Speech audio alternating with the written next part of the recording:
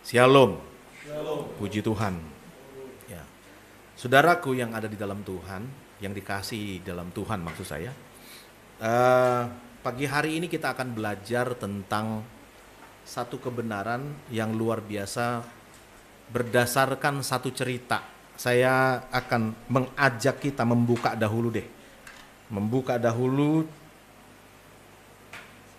satu kebenaran yang disampaikan oleh Alkitab dalam satu narasi berbentuk satu cerita pengalaman dari seorang yang bernama Yusuf. Mari kita lihat bersama-sama di dalam kitab Kejadian pasal 39 ayat 2 sampai 4. Tetapi Tuhan menyertai Yusuf sehingga ia menjadi seorang yang selalu berhasil dalam pekerjaannya. Maka tinggallah ia di rumah tuannya orang Mesir itu.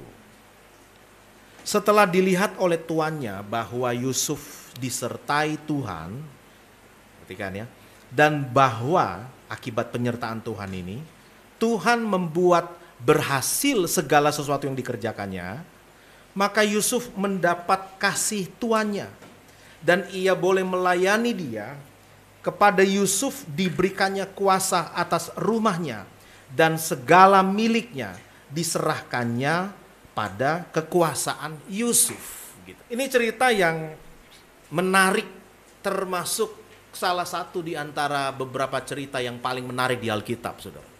Cerita ini cerita tentang pengalaman Yusuf ketika Yusuf masih kecil, remaja, bagaimana dia dicemburui oleh saudara-saudaranya yang lain, lalu dia dipersekusi oleh saudara-saudaranya, bukan hanya dibully, memang benar-benar dikena kekerasan dalam rumah tangga, kekerasan oleh orang yang lain dan tidak oleh saudaranya sendiri, oleh kakaknya sendiri.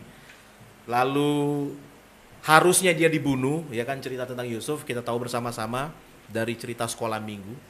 Tetapi ada satu kakaknya yang berkata, jangan bunuhlah, mendingan dijual aja, ya kan? Nggak usah dibunuh, dijual aja. Akhirnya dijuallah Yusuf kepada pedagang-pedagang yang lewat di tempat itu. Lalu dia dibawa ke rumah seorang pengawal, kayak sekarang ini kayak pengawal pasukan presiden.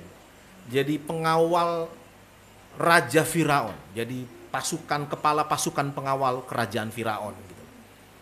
Lalu jadilah Yusuf muda untuk dipekerjakan sebagai budak di situ, gitu ya. Lalu ini yang terjadi nih. Ini yang terjadi.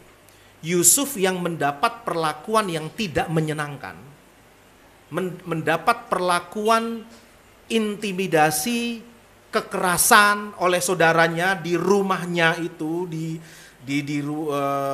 bersama kakak-kakaknya yang lain itu, yang dikhianati oleh saudaranya, ya seperti itu saya kira.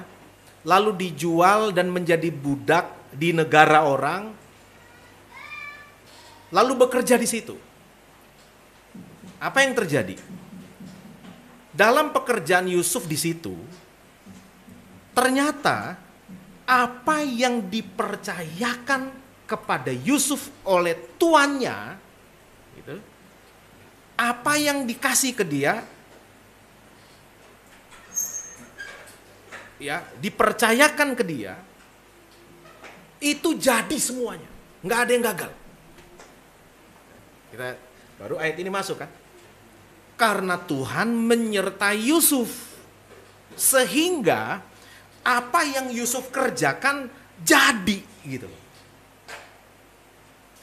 Karena Tuhan menyertai Yusuf, penyertaan belas kasihan Tuhan kepada Yusuf terjadi. Apa yang Yusuf kerjakan berhasil. Lalu di ayat berikutnya, tuan yang lain ini, ada Tuhan, ada tuan.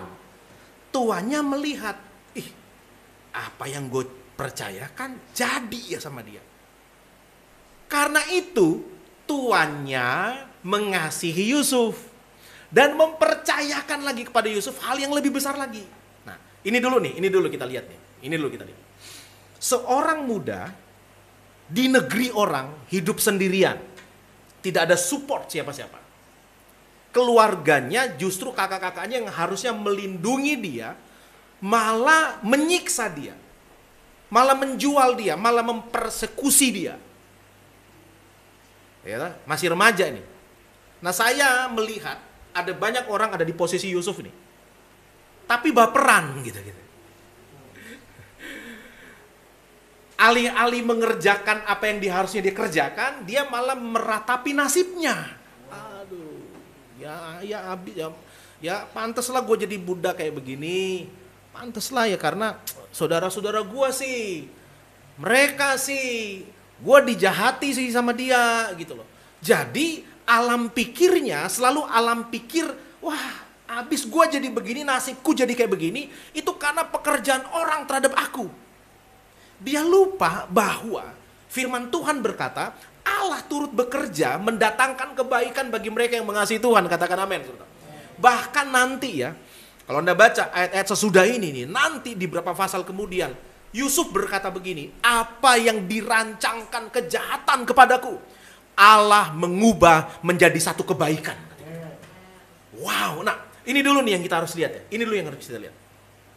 Tidak akan pernah bagi umat Tuhan, bagi orang yang disertai Tuhan ini dalam artian khusus ini, tidak akan pernah pengalaman masa lalu saudara itu akan menentukan masa depan kita. Nggak akan pernah, saudara. Beneran. Ada orang berkata begini, ya gue jadi begini karena masa lalu gue begitu gitu loh. Karena gue sekarang begini, ya pantaslah gue di depannya akan begitu gitu loh. Masa lalu yang nggak baik, masa lalu yang nggak pantas, masa lalu yang ya pokoknya, jadi orang-orang ini hidup di bawah bayang-bayang masa lalu terus gitu loh. Nah kalau itu yang terjadi nih, kalau Yusuf punya pikiran kayak begitu nih, saya percaya Yusuf nggak akan pernah bisa dipakai oleh Tuhan. Luar biasa.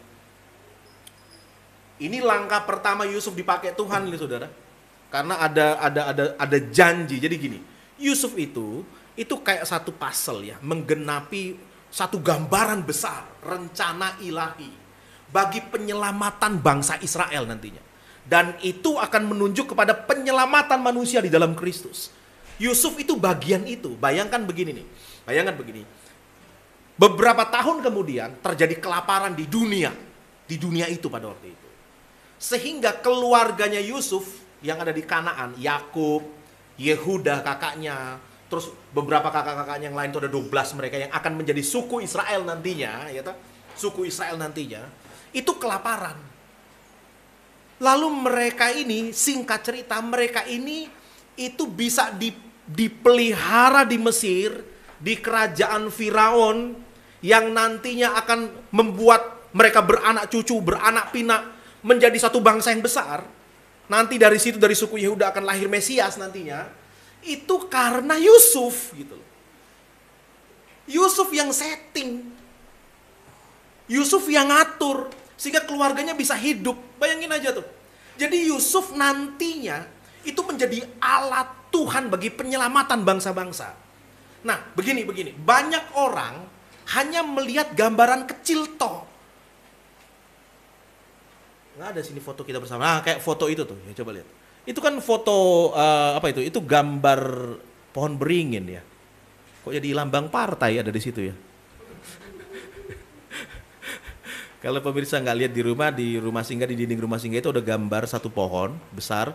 Lalu ada foto anak-anak kita, ada 75 atau 80 anak yang terfoto ya.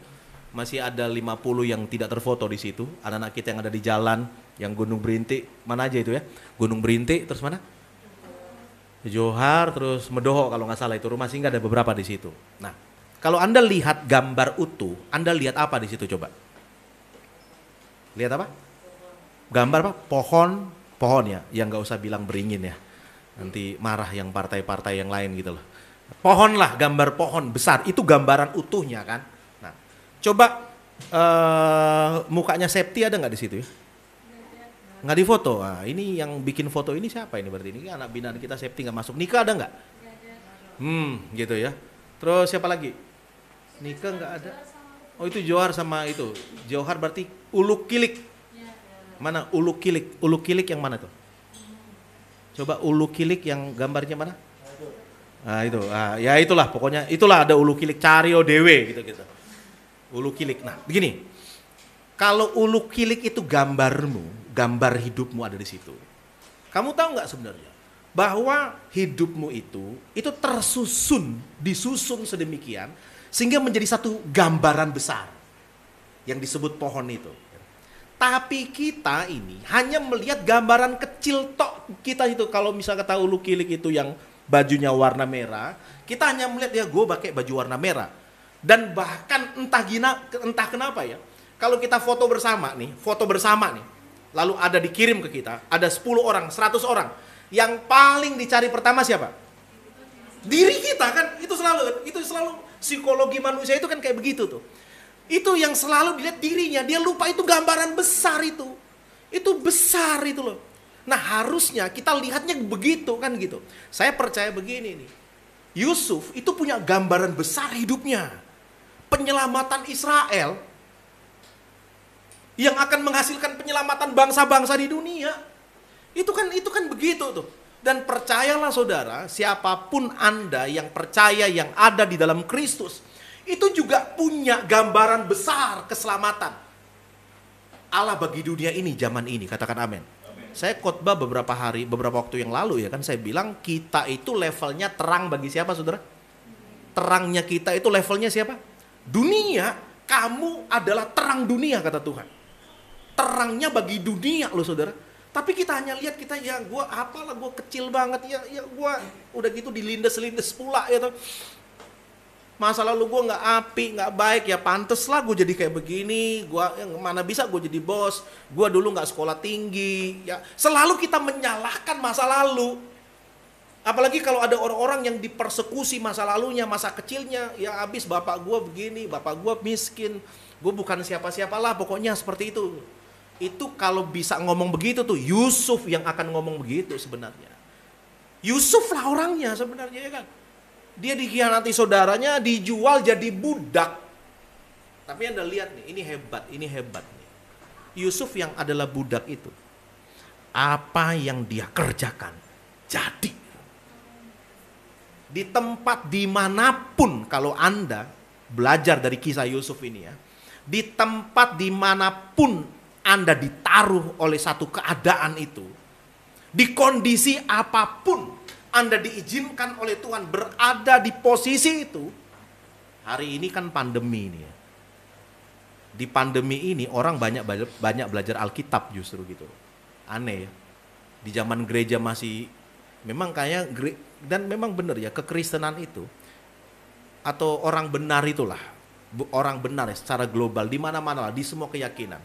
Ketika ditekan saudara, itu kata Yusuf Roni makin merambat gitu lah. Gitu. Aneh, itu aneh bisa begitu. Tapi ketika dibebasin kayak gitu, malah loyo gitu.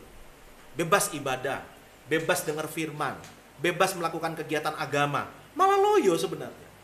Semua agama deh, itu ketika ditekan, semua aneh ini, aneh dalam kehidupan itu kayak gitu tuh. Ketika ditekan itu makin puas. Nah kadang-kadang manusia itu mungkin perlu digituin kali ya. Perlu pandemi aja deh terus menerus agar orang Kristen itu banyak baca Alkitab ya kan.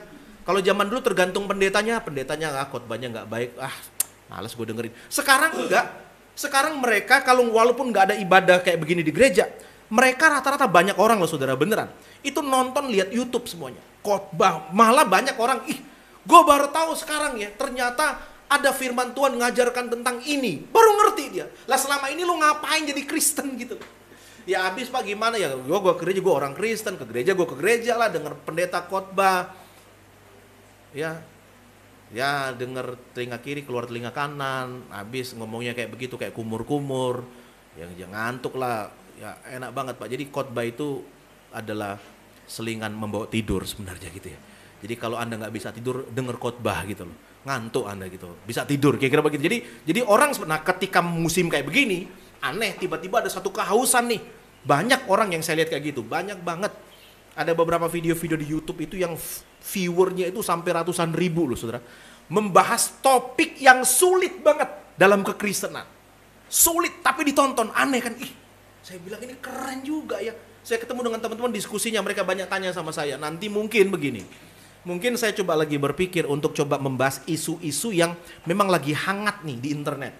Saya kasih contoh nih, ada satu peristiwa yang sangat hangat banget hari-hari ini adalah masalah doktrin Tritunggal gitu. Ya. Karena ada satu pendeta besar itu sampai keluar dari sinode gerejanya itu karena menganut satu pemahaman yang lain, saudara. Dan itu heboh di internet. Jadi ada pendeta-pendeta yang lain menanggapi itu, jadi banyak banget. Nah, itu tadi malam saya nonton juga itu. Ada seorang rekannya pendeta ini membuat StreamYard live streaming. Ditonton, saya diajak oleh teman saya, Sam, coba kamu lihat, ikutin apa sih pendapatnya. Saya dijawil gitu. Saya nonton tadi malam tuh. Saya lihat, saya udah berapa kali sih dengar Bapak pendeta besar ini itu menyampaikan tentang pahamnya, tentang pemahaman doktrinalnya. Saya sudah sering dengar. Tapi yang membuat saya terkejut itu viewernya itu banyak loh. Yang nonton banyak gitu-gitu. Saya boleh berpikir begini, dan itu bukan hanya dia ya, berapa kali Pak Ezra Soru aja, terus ada teman saya punya rekan namanya Grazia Pelo, saudara. Kalau Anda lihat di debat-debat teologi ya, di YouTube itu, wow, itu viewernya banyak banget. Ada satu debatnya dia itu, diskusinya tentang doktrin-doktrin yang mendasar banget dalam Alkitab itu, yang perlu bertahun-tahun untuk kita mudeng gitu loh. Itu ditonton itu sampai ratusan ribu kali. Bayangin, ratusan ribu kali. Itu hampir menyamai itunya Maele gitu lah. Tahu Maele ya? Maele atau Jendam Lover gitu. Itu yang lagi naik daun sekarang gitu, atau Deddy Corbuzier. Ya mulai menyaingi seperti itulah. Ya bisa jadi YouTuber, saya bilang begitu. YouTubers kamu ya. Tapi aneh, doktrin yang dibahas itu sulit gitu loh. Yang kalau zaman dulu orang nggak mau berpihak, Pak, gue jadi Kristen udah cari duit aja sulit. Makanya kadang-kadang itu juga ya, masgul juga hati saya. Kalau mau khotbah agak berat sedikit, ada jemaat yang ada temen lah, Pak, ujung berat-berat lah khotbahnya Pak. Kita itu dalam dunia bisnis sudah sibuk mikirin cari duit, datang ke gereja itu dipusingin lagi dengan teori-teori, dengan doktrin-doktrin yang berat Pak. Udahlah, yang simpel-simpel aja, yang praktis-praktis aja, kata dia itu. Ada saudara, ada sampai ngomong kayak begitu loh. Ngomong sendiri sama saya di depan mata saya. Pak Samuel ini kan kalau khotbah itu berat banget lah Pak. Aduh, gue udah pusing mikirin cari duit Pak. Jangan dibebani lagi, kita jadi stres datang ke gereja, kata dia begitu saudara. Ya boleh lah, saya bilang oke juga lah, nggak apa-apa lah. Jadi makanya saya menurunkan sedikit, diringanin lagi, gitu. Udah nggak apa-apa gitu loh. Nggak apa-apa. Tapi aneh saudara, hari-hari ini justru ibadah sulit, kan nggak bisa ibadah di gedung nih. Di Jakarta, saudara, itu lagi tinggi-tingginya kan sekarang. Ada rekanan kita sendiri aja, itu kayaknya terinfeksi, saudara. Infeksi ya namanya. Terpapar kayaknya sih. Teman saya telepon tadi malam juga dia telepon. Bro, begini, mosok saya bilang. Ya gitu, wah Jakarta loh, saudara. Akhirnya banyak ibadah tutup lagi kan. Sempat kemarin dibuka, sekarang tutup lagi. Semarang ada isu-isu di Kompasiana kalau nggak salah itu merahnya itu paling tinggi katanya. Berapa hari lalu di Indonesia, tapi ya mungkin itu hoax kali. Tapi sempat masuk di Kompasiana, di forum diskusi Kompasiana kalau nggak salah itu. Sempat katanya Semarang. Mulai tutup lagi, mulai diperketat lagi. Jadi kayak begitu semua. Ada satu peneliti yang ngomong begini nih, nanti hidup kita itu akan diatur oleh alarm. Hidup Indonesia karena sudah mulai dipraktekkan di Bandung, akan diuji coba di Bandung. Jadi begini nih. Besok saudara mau melakukan apa? Masyarakat di kota itu mau melakukan apa? Itu tergantung pengumuman malam ini. Misal kata jam 10 malam. Misal kata kalau alarmnya bunyi, merah gitu, udah. Berarti besok tutup semua, nggak ada yang boleh kerja. Nanti malamnya lagi, kuning, ya boleh kerja, boleh enggak. Kayak lampu merah di jalan-jalan.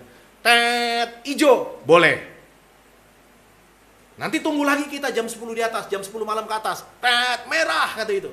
Nanti berdasarkan apa? Laporan yang masuk. Oh, hari ini yang terpapar COVID itu adalah sekian, ya kan? Makanya merah. Besok nggak boleh itu lagi. Begitu terus katanya dia seperti itu. Tapi saya bisa berpikir juga, ya mungkin kayak di Amerika kan begitu. Kerja mereka saudara kalau ada alarm cuaca nih, ya itu udah libur semua. Itu karena cuaca lagi nggak bagus kan di sono itu. Kalau cuaca nggak bagus saudara, itu bener-bener badai mengerikan. Badainya ya Ekstrim banget badannya, cuacanya ekstrim, bisa berubah sewaktu-waktu itu. Makanya mereka itu ditentukan oleh alarm itu malam. Nah, Indonesia itu akan dibuat kayak begitu gitu. Karena COVID ini kan udah virus yang nggak bisa dibunuh, semua virus nggak bisa dibunuh. Ada vaksinnya, mungkin nanti puji Tuhan bisa jalan lah. Tetapi kalau diuji coba, kalau dipakai oleh seluruh Indonesia, ada orang yang bilang juga 250 juta penduduk Indonesia itu kalau divaksin semuanya, satu hari 100.000 berapa lah gitu ya, yang bisa divaksin, itu bisa memakan waktu 3 tahun gitu. 3 tahun baru semua 150 juta atau 200 berapa ya penduduk Indonesia sekarang ya? 250 juta minimal, ada yang bilang 270 juta penduduk Indonesia, itu semua divaksin itu perlu waktu 3 tahun. 3 sampai 6 tahun bahkan gitu. Jadi di 3 tahun kemudian sudah muncul lagi virus baru, ya kan gitu lagi berulang-ulang sampai Tuhan Yesus datang kayak gitu. Ya. Nah, akhirnya banyak orang kan membuat begini, ya udahlah, gua di kondisi kayak begini, yang ngikutin arus lah, ya nggak usah lah, mau ngapa-ngapain juga. Jangan, saudara. Belajar dari kisah Yusuf. Kalau ada orang yang paling baper dan menyalahkan semua-muanya, mungkin orang itu adalah Yusuf sebenarnya. Tapi Yusuf, dia bekerja loh, Alkitab berkata, dia tetap bekerja. Dia bekerjanya luar biasa kan Yusuf, seperti saya percaya juga ya kan, orang itu dikasih apresiasi berdasarkan apa yang kamu kerjakan loh saudara. Dan itu dibuktikan kan, dibuktikan begini nih. Tuhan menyertai Yusuf, membuat dia berhasil ya. Itu pertama nih. Tuhan, nih lihat ya ini. Tuhan melihat pekerjaan tangan Yusuf yang berhasil itu. Wow, keren ya. Dipercayakan yang lebih tinggi lagi. Lihat nih, ada dua tuan, yang satu Tuhan, yang satu tuan. Tuhan, lihat ya, perhatikan. Tuhan memberikan blessing itu. Kalau kita baca nih di Perjanjian Baru, ya, Perjanjian Baru, itu ada penguatan lagi tentang kasih karunia Tuhan itu di Perjanjian Baru. Itu Tuhan oleh karena Yesus yang sudah membayar semua dosa-dosa kita, Tuhan mengasihi kita itu dengan kasih karunia. Nangkep ya? Kasih karunia itu adalah begini nih. Kamu nggak lakukan apa-apa. Bahkan yang kamu lakukan itu di bawah standar. Bahkan bukan hanya di bawah standar, yang kamu lakukan itu menyakiti hatinya. Oke. Tetapi ia mengasihi kamu. Tetap mengasihi kamu. Itu disebut kasih karunia namanya. Kalau ada orang diberikan sesuatu karena orang itu baik, karena orang itu berprestasi, itu bukan kasih karunia. Itu namanya apa? Upah, gaji. Gaji adalah kamu diberikan berdasarkan apa, Pak? Gue dapat 2 juta, kenapa? Ya karena memang hasil dari pekerjaanmu, kamu pantas dibayar 2 juta. Manajer lain lagi, saudara. Manajer itu 8 jutaan tuh. Kalau di Jakarta mungkin 12 juta sampai 15 juta. Direktur lain lagi bisa 25 juta itu. Dalam satu perusahaan bisa 50 juta. Dirut itu seperti itu, belum fasilitasnya. Kenapa Pak saya digaji ini? Ya karena kamu sudah membuktikan pekerjaanmu.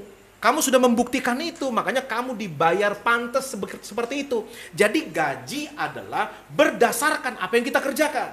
Itu ya, itu. Itulah Tuhan dunia. Tapi Tuhan enggak. Anda diberikan karena belas kasihan Tuhan, karena dari dalam hati Tuhan yang adalah kasih itu. Jadi enggak terpengaruh siapa Anda, enggak. Dia memberikan kasihnya itu karena memang dia adalah kasih. Itu yang pertama. Yang kedua yang hebat ini, walaupun Anda berdosa, Anda ada salah nih, ketika Anda ada di dalam Kristus, wah ini kebenaran yang mendasar nih. Maka saudara, yang membayar perbuatan baik Anda itu bukan Anda, tapi Yesus Kristus. Maka itu disebut kasih karunia. Jadi begini nih. Pak, ada orang bertanya sama saya nih, Pak, masa Tuhan gak memperhitungkan amal baik kita? Masa surga enggak? Tuhan memperhitungkan amal baik loh saudara. Saya gak bilang Tuhan gak pernah memperhitungkan amal baik, ya enggak. Keselamatan itu didapat dari satu perbuatan baik, iya. Tapi begini pertanyaannya, bisa nggak kamu membayar perbuatan baik yang benar-benar sempurna yang dipersembahkan kepada Tuhan itu? Bisa nggak? Nggak bisa. Alkitab berkata nih 613 hukum Taurat, satu aja gagal, semuanya gagal. Kan begitu kayak orang ujian nih, kuliah. Kalau meme nggak lulus satu mata kuliah, maka meme nggak lulus satu mata kuliah, maka dia nggak berhak di wisuda kan? Ulang lagi tahun depan. Begitu terus. Nah, perbuatan baik itu kayak begitu tuh. Ada orang bisa membayarnya? Nggak bisa. Tapi untuk masuk surga kan harus dibayar dengan perbuatan. Iya, tapi bukan kamu yang bayar. Itu maksudnya. Bukan kamu yang bayar. Ada satu orang yang tidak berdosa, yang turun dari surga. Dia yang bayar itu semua untuk kita. Katakan amin. Makanya ini bukan gratis, bukan. Ini ada harga mahal. Darah anak domba Allah yang mahal kan. Bukan dengan apa? Barang fana, kau membayar dosaku. Terus apa? Dengan darah yang mahal. Darah yang mahal itu. Dia membayar itu gitu. Nah, nangkep ya. Ini dulu dasarnya. Nangkap dulu dasarnya. Jadi ketika Tuhan memberikan kita kasihnya, itu bukan karena kita. Bukan. Tapi karena ada satu orang, Kristus. Oke ya. Dia berikan itu. Jadi bagi kita seolah-olah apa ini? Gratis. Seolah-olah gratis. Tapi kalau gratis, benar-benar gratis ini, nggak ada harga yang harus dibayar. Biasanya manusia itu kan ngentengkan. Mengentengke itu bahasa Jermannya. Kalau kamu dikasih gratis, terus-menerus gratis, akhirnya kita menganggap, wah murahan. Bukan murahan ini barang ini. Mahal. Saking mahalnya kamu nggak bisa bayar gitu loh. Tapi ada orang-orang dalam agama, sok-sokan mau coba bayar. Itu kayak saya zaman dulu tuh ditraktir oleh teman-teman, oleh satu orang lah, di rumah makan yang gede lah, yang mahal lah gitu. Cuma namanya kita kan pria-pria ini sombong gitu. Sombong gitu tuh. Dibayarin nggak mau gitu loh. Wah, gue bisa, Pak. Berapa katanya gitu. Waktu dikasih nominal, kaget saya lihatnya. Langsung gemeteran tangan saya di dompet. Gitu. Karena uang saya yang di dompet itu nggak ada 1/10 dari total tagihan. Tapi udah sok-sokan dulu kan. Gua aja datang, bilnya kasih, melotot mata saya saudara ngeliatin, buset gitu. Lagi saya membaca kayak gini, cari-cari akal gimana caranya keringat dingin udah mulai netes-netes gitu. Untung temen itu ketawa-ketawa dia, lu mau bayar? Lu mau bayar? Nah yaudah sih, gue bayar aja gitu dia gitu. Keselamatan itu kayak gitu loh. Ada orang sok-sokan dalam agama, dia coba bayar loh, coba. Bayar dengan ketaatanmu yang sempurna, bayar, bisa. Bayar dengan kekudusanmu yang sempurna, coba bayar dengan amal baikmu yang sempurna itu, bisa nggak? Nggak bisa, sudah, nggak ada yang bisa. Makanya itu menjadi gratis karena begini, bukan itu tiba-tiba gratis, enggak. Itu ada orang yang bilang begini, udah, nggak bisa bayar kan? Gua yang bayar nih, berdarah-darah dia bayarnya, saudara, dengan apa tuh mahkota duri, dengan cambuk. Itu yang akan kita peringati dalam perjamuan kudus nanti, saudara. Makanya ini penting banget untuk memperingati kematian dan kebangkitan Kristus tuh. Jadi ketika Anda minum, Anda makan perjamuan kudus, itu Anda mengingat kembali, hey, hidup kita diberkati ini itu bukan karena hebatmu dalam agama. Bukan karena amalmu dalam melakukan tuntutan agama, bukan.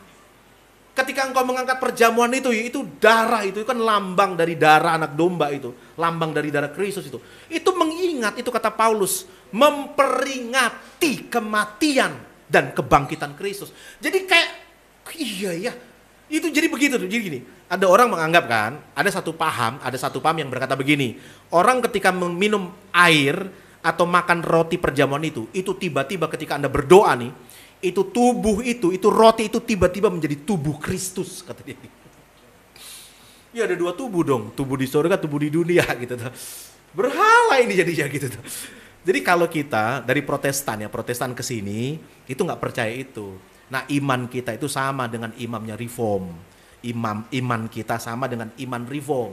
Iman Reform itu menganggap ini bukan tubuh, nggak akan pernah berubah jadi tubuh gitu loh, enggak. Tapi itu lambang tubuh Kristus di sana.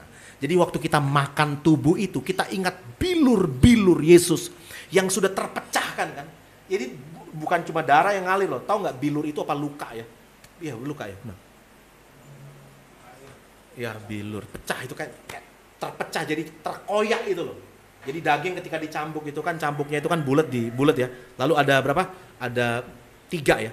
Ada tiga tajeman itu di bulatan di ujung cambuk itu ada besi bulat, ada 3 mata gitu loh. Nah 49 kali dicambuk itu kali aja berapa kali robekan itu. Jadi ketika dicambuk, tek, itu masuk ini, zet, ditarik itu dagingnya keluar, zet. Saudara nggak usah cambuk kayak gitu, itu cambuk pakai sapu lidio. Coba, nek ora percaya, nek ora sakit, masuk sakit, sapu lidio ora usah rotan, nggak usah, sapu lidi. Ini sih Ren, tak hantem itu punggungmu sini, Roy, tak hantem sini punggung, pakai sapu lidi aja gitu. Tas gitu. Itu udah jerit-jerit itu kita udah kaing-kaing kita tuh, sakitnya. Ini ketika dimasuk, tek, itu kecabut, dagingnya juga ikut kecabut. Maka Alkitab berkata, ingatlah itu oleh bilur-bilurnya segala sakit penyakit telah disembuhkan.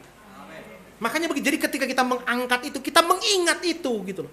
Mengangkat cawan, kita mengingat itu dan sebagai satu peringatan. Nah itu kalau pemahaman kita akan perjamuan suci itu kayak begitu. Tapi begini, kalau ada orang yang memahami itu sebagai tubuh, ya monggo, nggak apa-apa gitu loh. Nggak apa-apa, nggak akan masuk neraka juga kali dia itu.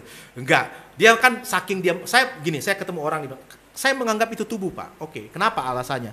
Karena saya benar-benar menghargai, selama motivasimu benar-benar menghargai kematian Tuhan, kamu menganggap itu menjadi tubuh. Jadi waktu dia makan roti itu adalah tubuh Kristus yang tubuh gitu. Ya udah, nggak apa-apa gitu, nggak apa-apa. Tapi bagi saya makan roti, itu roti. Tapi lambang, beda ya, lambang dari tubuh. Ada satu tubuh yang pernah dipecahkan bagi kamu itu. Makanya ketika Yesus memecahkan roti, dia berkata, inilah tubuhku. Ya, bukan ini, tapi dia akan bicara profet banget. Dia bicara nanti tubuh yang dipecahkan bagi kamu gitu. Nah, nangkap ya. Itu darah itu, itulah harga yang mahal untuk membayarnya. Maka ketika Anda membaca kisah dari Yusuf ini dengan perspektif gambar besar, kita mudeng gitu loh. Oh iya ya. Allah menyertai Yusuf kenapa sih? Kenapa Allah menyertai Yusuf? Karena kasih karunia. Itu kita nangkep tuh. Saudara disertai Tuhan itu karena kasih karunia kematian Kristus kepada kita. Maka hari ini saudara pantas tuh, saya bilang begini. Ada orang berkata, apa saya pantas Pak berdoa? Apa saya pantas Pak untuk masuk surga? Nah ini pertanyaan yang krusial kan. Pertanyaan yang benar-benar mendasar banget, harus dijawab dengan benar-benar gitu loh. Sebab nanti begini, kalau kita berkata begini, saya pantas masuk surga, kedengarannya kan sombong gitu loh. Sombong banget. Emang surga milik bapak lu apa gitu? Emang surga milik keluarga lu? Enak aja lu ngomong lu pantas masuk surga. Gini. Gua nggak pantas sebenarnya. Kita itu nggak pantas. Tetapi ada orang yang sangat-sangat pantas. Yang bayar itu tes gitu. Sehingga oleh dia, kata Paulus, bukan oleh aku tapi oleh dia membuat aku bisa melihat terang itu, masuk ke sana, ke jalan yang baru, jalan menuju keselamatan itu bukan oleh aku. Itu kata Paulus, ya nangkap ya. Nah, lihat ya. Yusuf ini di satu tempat, di satu kondisi yang tidak memungkinkan. Sama kayak orang-orang Kristen saat ini, kondisi nggak memungkinkan gitu. Kita semua ini. Makanya saya bilang ayo belajar kepada Yusuf. Kalau matamu tetap tertuju kepada Tuhan, Alkitab berkata nih, yakin penyertaan Tuhan atas hidupmu. Anda yakin itu, Anda memahami itu sebagai satu kebenaran yang memerdekakan hidupmu. Maka lihat, apa yang engkau kerjakan di tengah-tengah kondisi sulit, berhasil pasti. Ngomong sebelah kiri, sebelah kanan, berhasil. Yes.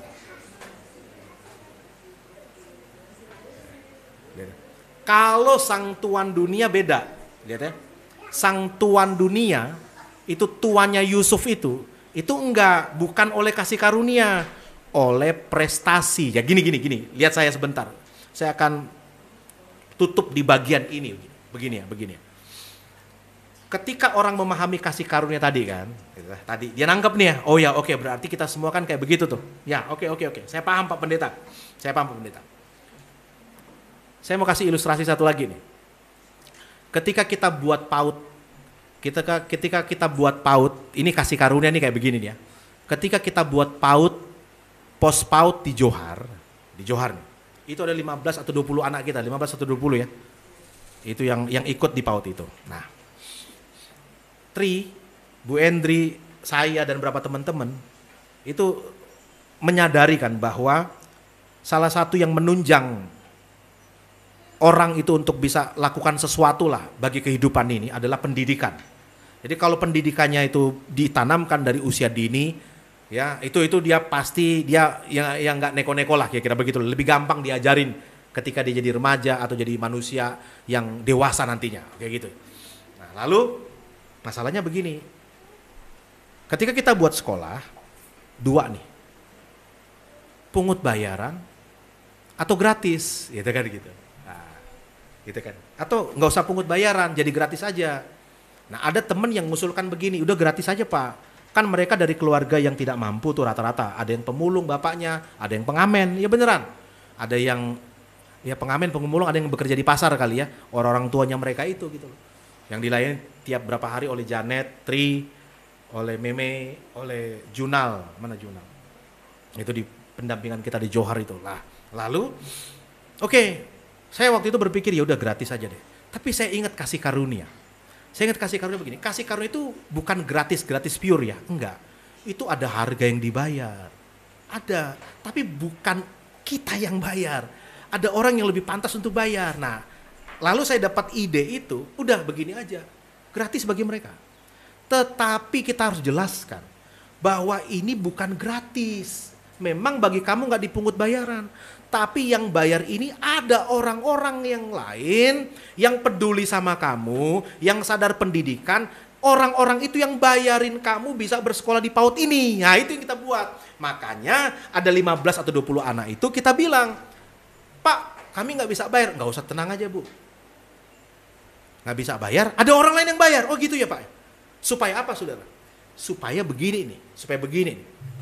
Supaya tidak memandang remeh tentang sesuatu yang diberikan cuma-cuma itu. Itu ada darah di situ tuh, kesama. Makanya perjamuan suci itu diberikan supaya Anda tidak memandang remeh keselamatan itu yang mahal. Tapi ada orang yang bayar. Tapi bagi kita gratis karena kita nggak mampu bayar, itu masalahnya. Gitu loh. Kalau Anda mampu bayar, bayar gitu loh. Tapi masalahnya nggak bisa tetap. Karena total depravity kata Calvin. Total udah kerusakan total manusia, nggak bisa lagi melakukan kebaikan yang full bener-bener baik gitu loh. Ibarat sepeda itu udah bengkok stangnya gitu loh. Jadi ketika Anda jalan itu pasti bengkok, udah gitu aja, pasti nggak bisa lurus lagi itu karena stangnya bengkok, ban-bannya itu kalau guru saya bilang itu begitu tuh. Ketika Tuhan menciptakan kita sesuai dengan gambar dan rupanya, maka manusia jatuh dalam dosa, maka rupa atau selem itu kalau nggak salah itu yang rusak. Apa itu? Kemampuan untuk melakukan kebaikan yang murni, yang benar-benar full. Itu kayak sepeda, itu stangnya bengkok, itu bannya juga bengkok. Lalu ketika Anda naiki sepeda yang udah rusak, itu kan udah nggak bisa lurus lagi jalannya. Seperti itu manusia berdosa, gitu kira-kira gitu. Dan oleh karena perbuatan dia sendiri nggak akan bisa melakukan full seperti sepeda itu jadi baru. Nah, lalu tiba-tiba ada orang yang datang. Bukan memperbaiki sepedamu, bukan. Mengganti sepedamu dengan sepeda yang baru. Itulah lahir kembali. Itulah lahir baru. Jadi engkau sepeda yang lama dibuang, udah masukin rongsongan. Manusia lama kita dimatikan, itu kata Alkitab berkata gitu. Dipakai sepeda yang baru dalam kemuliaan. Itulah kasih karunia, gitu loh gitu. Tapi sepeda baru ini, itu bukan mau ujuk-ujuk gratis dari pabrik, enggak. Ada harganya, mahal harganya. Anda nggak bisa bayar. Ada orang baik bilang begini, gimana lo? Lo mau masih pakai sepeda lama kayak gitu? Sepeda agamawi yang lama yang lo jatuh bangun terus di situ? Ya Pak, gimana lagi? Habis nggak ada lagi pegangan aku. Peganganku cuma ini untuk bisa sampai ke dalam sorga. Pegangan mereka itu apa bisa sampai kamu ke sorga? Ya nggak bisa sih Pak. Tapi nggak ada lagi tumpangan yang lain Pak. Hanya tumpangan ini tok gitu loh. Kayak gini aja deh. Ada sepeda yang baru sono. Wih sepeda baru ya Pak ya? Brompton ya Pak? Iya. Tapi gue gak punya duit Pak. Mahal banget. Udah gampang, tenang aja. Gue yang bayar itu Brompton itu. Seneng gak Anda? Seneng gak? Seneng banget. Tapi yang bayar ini ngomong begini, tapi gini ya bro. Lu tau gak gue bayar itu dengan apa? Apa? Gue berdarah-darah untuk bayar sepeda itu. Wow. Akhirnya Anda terima sepeda itu. Anda terimanya kayak gimana, saudara, coba? Anda terimanya itu dengan menghargai kan? Gila, ini sepeda ini dibeli dengan darah loh. Tapi beda kalau sepeda itu cuma ambil aja bro. Nggak bayar? Enggak. Oh gratis? Gratis. Nggak ada harganya? Nggak ada. Ambil. Yang terjadi kan itu toh. Coba lihat dah. Motor-motor kantor semuanya pokoknya tuh. Di perusahaan-perusahaan itu karena pemiliknya itu nggak ada sense of belonging. Rusak kabeh saudara. Ora ono rasa penghargaan itu. Nah itu nggak ngerti kasih karunia itu kayak begitu tuh. Bukan kantor Yayasan Emas ya. Kantor-kantor yang lain loh. Saya banyak pelayanan di kantor-kantor. Coba lihat tuh, motor kantor, mobil kantor. Sakarep-karep pakai kan begitu. Itu gratis kan. Bagi mereka gratis, udah tabrakin aja, udah gampang. Nah itu kan tidak ada penghargaan. Orang kalau nggak ngerti kasih karunia keselamatan itu kayak begitu. Itu mahal, makanya perjamuan suci mengingat kembali gitu loh maksudnya. Katakan amin. Ketika anda angkat itu ada darah gitu loh. Saudara bisa hidup hari ini, itu ada darah yang tercurah. Nah Tuhan mengasihi Yusuf itu kayak begitu gitu loh. Yusuf kita ini Yusuf itu kayak begitu tuh. Kalau gambaran besarnya oke ya. Tapi dunia enggak. Jangan Anda pakai ini di dunia. Di dunia enggak bisa. Anda masuk kerja nih. Anda lakukan bisnis misal kata begitu. Anda pikir mereka itu Tuhan, punya kasih karunia. Enggak, seperti gitu. Sekali Anda salah produk, dicaci maki, dihina habis-habisan, dibilang nggak bisa kerja, kan begitu gitu loh. Coba Anda bekerja di dunia nih, Anda kerja sama bos Anda ya, kerja sama bos. Lalu Anda berpikir, wah, mudah-mudahan bos saya ini kayak Tuhan yang baik itu, haleluya. Sekalipun dia bos Kristen, beneran saya kasih tahu gitu loh. Saya punya teman gitu loh, bos juga itu, anak Tuhan pelayanan, dia pecat anak buahnya. Ih, bro, kenapa lu pecat? Lah iyalah. Ini pekerjaan ini, beda dalam pelayanan. Walah. Tapi ya juga ya kan dalam pekerjaan gitu. Nah ada orang-orang gini, Yusuf diberkati oleh Tuhan karena kasih karunia. Tapi Yusuf diangkat oleh tuannya itu karena hasil pekerjaannya dia. Jadi dua ini Anda harus paham. Dalam kehidupan pandemi kayak begini nih, Anda harus paham. Ke Tuhan itu kasih karunia. Tapi ke orang-orang itu prestasi. Tetap orang lihat rupa. Walau dunia melihat rupa. Dunia melihat rupa gitu loh. Dunia melihat hasil pekerjaanmu. Dunia tetap ingin yang terbaik. Makanya berikan yang terbaik gitu loh. Katakan amin ya. Nah, paling terakhir. Menjembatani dua hal itu. Saya temukan satu kata. Coba lihat lagi di ayat ini. Persiapan ya perjamuan kudus. Siapa petugasnya? Petugasnya monggo silakan. Kejadian 39 ayat 2. Tetapi Tuhan menyertai Yusuf. Perhatikan ya. Sehingga apa saudara? Ia menjadi seorang yang selalu berhasil. Perhatikan begini, perhatikan. Penyertaan kasih karunia Tuhan kepada Yusuf membuat Yusuf berhasil. Nih, berhasil. Berhasilnya Yusuf dilihat oleh tuannya. Jadi gini, titik temunya di keberhasilan.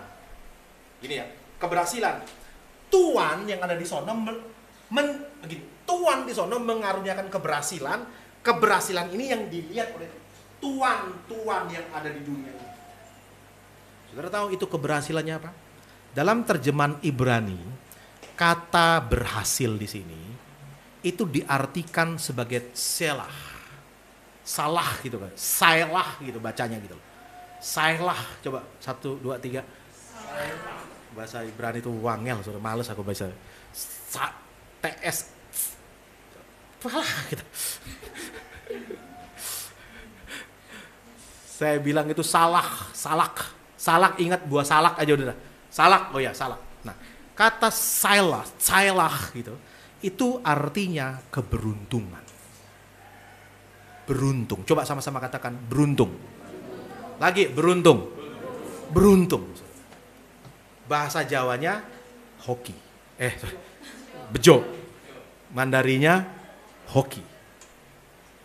Inggrisnya luck. Itu beruntung.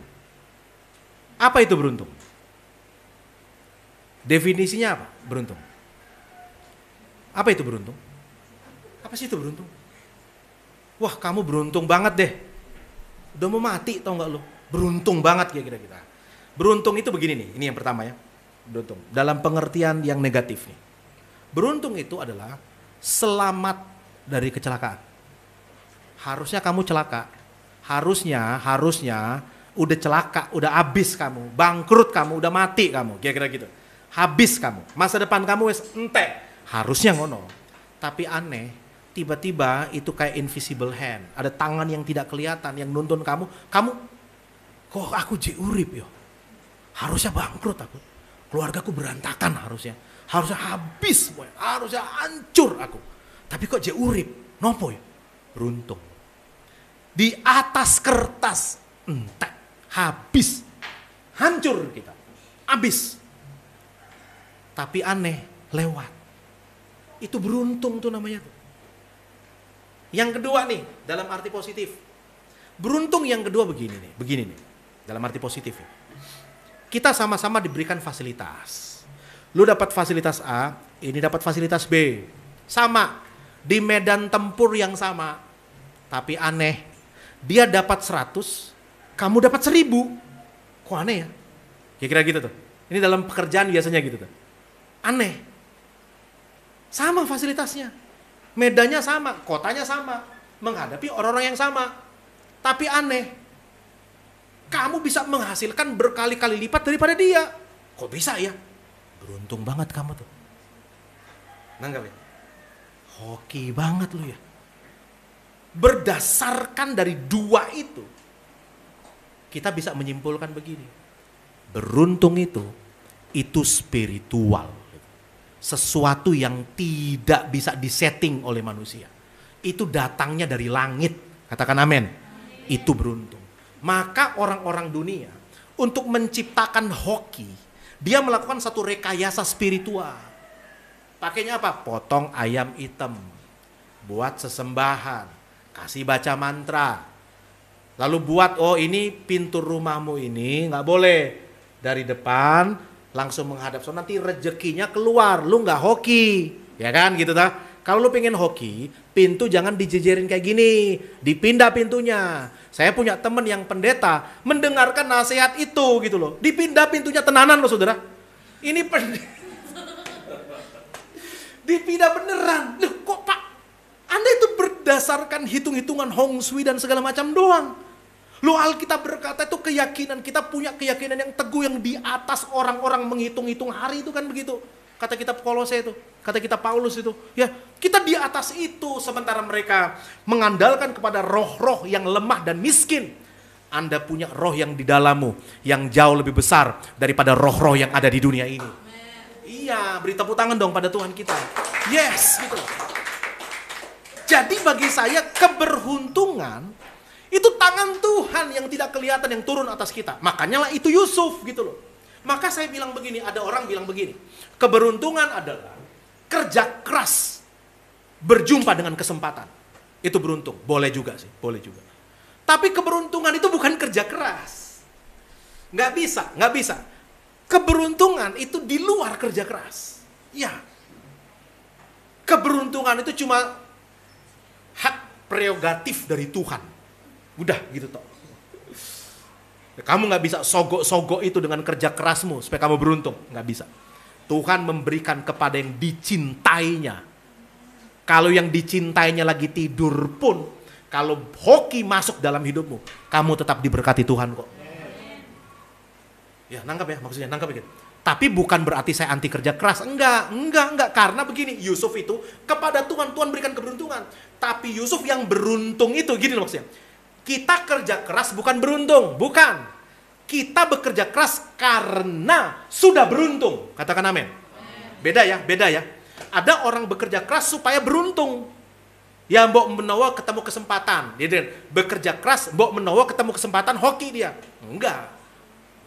Bagi kita enggak begini. Bagi kita hoki itu blessing. Tuhan memberikan kepada yang dicintainya pada waktu tidur. Kalau ada orang yang tahu ayat ini, habis ibadah, saya berikan dia hadiah. Anak-anak, di kitab mana pasal berapa? Pemain musik maju ke depan. Mazmur deh, udah. Mazmur pasal berapa? Ayat berapa? Khusus anak-anak, om-om, kakak-kakak, enggak gitu. Saya lihat Pak Riki udah mulai buka ayat. Enggak Pak, enggak. Apalagi Pak Riki, enggak gitu.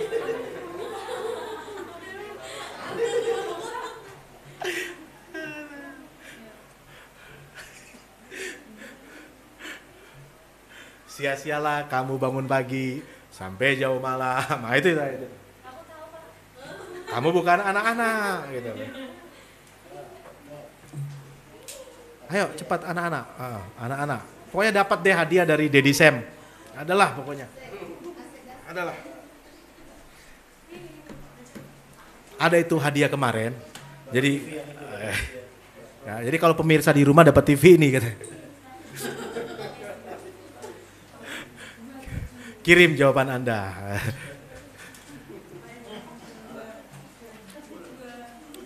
Hafal, langsung berdiri, udah. Ayo cepat yuk.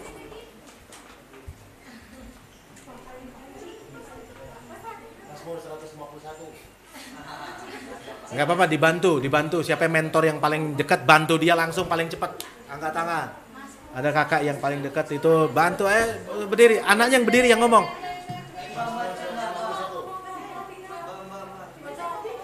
Ayo cepat.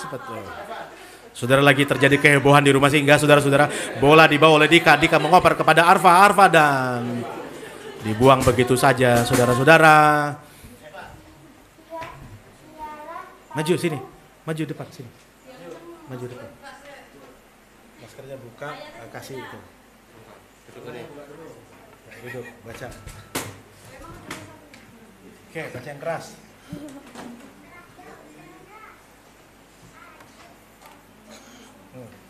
Sia-sialah kamu bangun pagi-pagi dan duduk sampai bisa minum teh dulu gitu. Jauh malam dan makan roti yang diperoleh dengan susah payah sebab ia memberikannya kepada yang dicintainya pada waktu tidur. Nanti dapat hadiah. Saudara lihat ya, bekerja keras dan blessing itu dua hal yang berbeda. Ada orang bekerja keras tapi nggak dicintai Tuhan. Saudara kalau bekerja keras tanpa dicintai oleh Tuhan, Anda bekerja kerasmu tuh, wah, mengerikan sebenarnya. Mau bekerja keras kayak gimana lagi yang kita lakukan? Sebab setiap napas yang kita hirup itu sebenarnya berkat Tuhan, ya kan gitu. Harusnya nangkap dulu begini, dicintai Tuhan dulu, baru Anda bekerja keras. Dengan Anda bekerja keras karena sudah dicintai oleh Tuhan, maka tuan-tuan yang di dunia melihat dan menambahkan hasil pekerjaan kamu itu lebih naik lagi ke atas. Katakan amin. Itu harusnya, ya kan? Itu yang terjadi pada Yusuf. Tuhan menyertai Yusuf dengan cintanya berarti. Sehingga Yusuf beruntung. Apa yang dia kerjakan jadi. Dia menjadi pemimpin di atas semua yang lain. Karena dia dicintai oleh Tuhan. Jadi teman-teman yang di rumah, semua kita yang ada di tempat ini, yang Anda butuhkan di masa pandemi, dicintai oleh Tuhan atau tidak sebenarnya. Nangkep aja itu. Saudara merasa harus kayak Yohanes Rasul. Yohanes Rasul tuh ya rasul paling GR tuh kayaknya tuh. Dari semua rasul-rasul yang lain, dia rasul paling GR. Karena dia nulis kitabnya sendiri. Dia tulis begini, tapi rasul yang paling dicintai oleh Tuhan. Ya kan? Itu kan pendapatnya dia gitu loh. Tapi ya dia punya pendapat kayak begitu, terjadilah pemahamanmu tuh. Jangan kayak yang hamba yang bebal itu kan. Tahu nggak hamba yang bebal itu? Dia mengubur talentanya dia itu karena dia berkata begini, ya Tuhan sih jahat. Tuhan masa menuai di tempat yang nggak ditabur sih? Masa kita yang kerja Tuhan yang nuai? Jahat banget dong. Tuhan berkata, kenapa lu simpen talenta lu itu? Ya habis Tuhan sih. Tuhan begini. Oke. lu anggap gua jahat kan, lu anggap gua keras kan, terjadilah seperti apa yang engkau yakini. Yohanes enggak. Yohanes dia menganggap begini nih. Makanya kita perlu GR sedikit lah sama Tuhan, ya toh? Perlu GR Anda itu. Anda perlu ngomong begini, aku orang yang paling dicintai oleh Tuhan. Ngomong sebelah kiri, sebelah kanan, aku orang yang paling dicintai oleh Tuhan. Lalu berantem lah kita gitu. Enggak, bukan gitu maksud saya. Bukan berantem, oh gua jadi berantem, enggak. Anggaplah begitu. Itu iman Anda, terjadilah dalam hidupmu. Saya berdoa begini ya, di masa pandemi semua sulit memang betul, tapi saudara perhatikan, Tuhan bisa memberikan berkat dalam kehidupan kita. Mari bangkit berdiri bersama-sama.